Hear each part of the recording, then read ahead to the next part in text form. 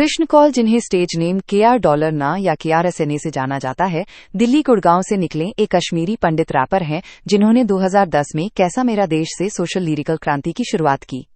उनका unique style और screen में गली बॉय की उपस्थिति उन्हें DHH की नई पहचान बनाती है। कृष्णा कौल का परिचय। आज हम आपको यहाँ पर कृष्णा कौल के बारे में बताने जा रहे हैं। कृष्णा कौल, जिन्हें KRSNA नाम से जाना जाता है, ये एक प्रसिद्ध भारतीय रैपर, गीतकार और निर्माता हैं।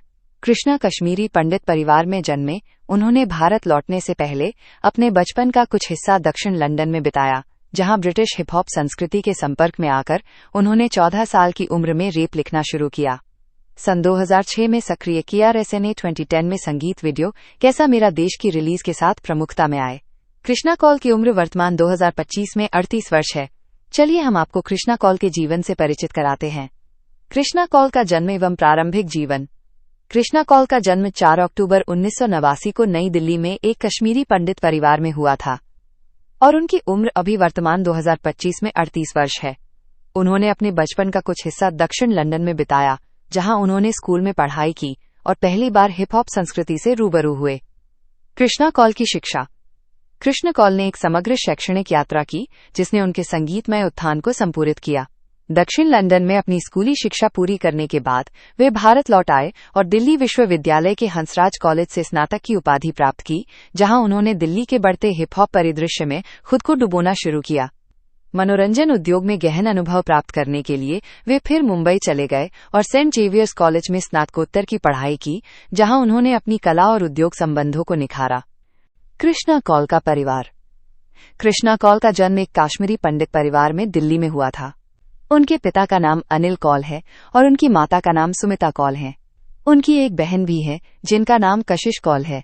बचपन में ही उनका परिवार कुछ वर्षों के लिए दक्षिण लंदन चला गया, जहां उन्होंने प्रारंभिक शिक्षा प्राप्त की। उन्होंने वहां स्कूल में पढ़ते वक्त सामने आई चुनौतियों जैसे नस्लीय भेदभाव व सामाजिक अलगाव से निपटने के लिए 14 वर्ष की आयु में रैप लिखना शुरू कर दिया। कृष्णा कौल अभी अविवाहित है। कृष्णा कौल करियर।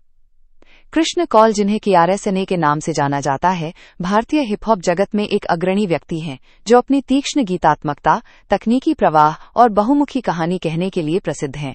उनकी रैप यात्रा दक्षिण लंदन में रहने के दौरान किशोरावस्था में शुरू हुई, जहां ब्रिटिश हिप हॉप संस्कृति के संपर्क ने उनकी शैली को गहराई से प्रभावित किया। भारत लौटने पर KRSNA ने 2008 के आसपास अंडरग्राउंड रैप जगत में अपनी जगह बना ली और अपने शुरुआती सिंगल्स और बैटल रैप कौशल से ध्यान आकर्षित किया। KRSNA को सफलता 2010 में संगीत वीडियो कैसा मेरा देश के रिलीज के साथ मिली, जो YouTube पर वायरल हो गया और इसे ऑनलाइन व्यापक लोकप्रियता हासिल करने वाले पहले भारतीय हिप हॉप वीडियो में से एक माना जाता है। इस सफलता ने 2013 में यूनिवर्सल म्यूजिक इंडिया के साथ उनके अनुबंध का आधार तैयार किया, जिसके तहत उन्होंने 2014 में अपना पहला एल्बम सेल आउट रिलीज किया। इस एल्बम में लास्ट नाइट जैसे हिट ट्रैक शामिल थे और इसने KRSNA की जटिल तुकबंदी को सामाजिक रूप से प्रासंगिक विषयों के साथ मिश्रित करने की क्षमता को प्रदर्शित किया। पिछले कुछ वर्षों में KRSNA अपने तीखे डिस ट्रैक और भारतीय रैप उद्योग पर तीखी टिप्पणियों के लिए जाने जाते हैं और अक्सर अन्य रैपर्स के साथ गीतात्मक संघर्ष में भी शामिल होते हैं। उन्होंने रफ्तार, डिवाइन और भाई वी जैसे प्रमुख नामों के साथ सहयोग किया है, जिससे भारत के रैप जगत के दिग्गजों में उनकी जगह पक्की हुई है।